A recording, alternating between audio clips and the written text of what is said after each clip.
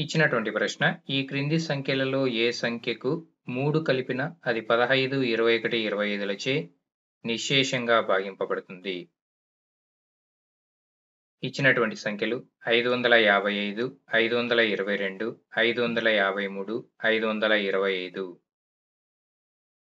ఈ ప్రశ్నకు సమాధానంగా ఇక్కడ ఇచ్చినటువంటి సంఖ్యలు 15, 21, 25ల కసాగు మొట్టమొదటగా మనము కనుగొనాలి. ఇచ్చినటువంటి సంఖ్యలు 15, 21, 25ల కసాగు కనుగొనే పద్ధతి సంఖ్యలను 15, 21, 25 ఇలా రాసుకున్న తర్వాత ఇక్కడ ఇచ్చినటువంటి 3 సంఖ్యలకు ఉమ్మడి ప్రధాన కారణాంకము ఏదైనా ఉన్నదా గమనించవలెను. ఉమ్మడి ప్రధాన కారణాంకం అనగా 3 సంఖ్యలను భాగించేటువంటి ప్రధాన సంఖ్య. లేకపోతే కనీసము రెండింటికైనా ఉమ్మడి ప్రధాన కారణాంకం వ్యవస్థితమవుతుందా గమనించవలెను. ఇక్కడ మూడింటికి ఉమ్మడి ప్రధాన కారణాంకము వ్యవస్థితము కాదు.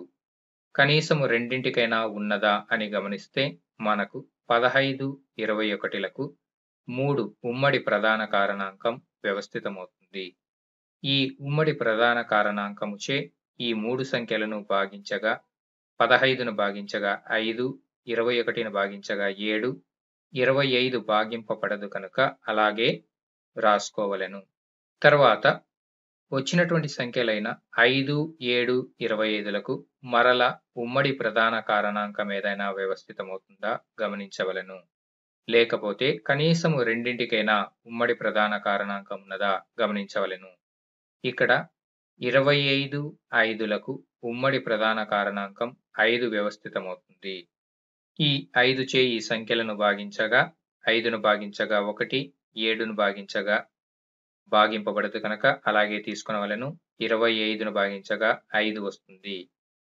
తర్వాత వచ్చినటువంటి సంఖ్యలు 1, 7, 5లలో మూడింటికి లేదా కనీసము రెండింటికి కూడా ఉమ్మడి ప్రధాన కారణాంకం వ్యవస్థితం కాదు కనుక ఈ భాగహార పద్ధతిని ఇక్కడితో ఆపివేసి ఇక్కడ వచ్చినటువంటి సంఖ్యలు 3, 5, 1, 7, 5ల లబ్ధము కనుగొనవలెను.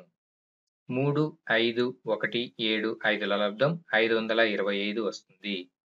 ఈ లబ్ధము నుండి ఇక్కడ ఇచ్చినటువంటి సంఖ్య 3ను తీసివేయగా మనకు కావలసినటువంటి సమాధానం వస్తుంది.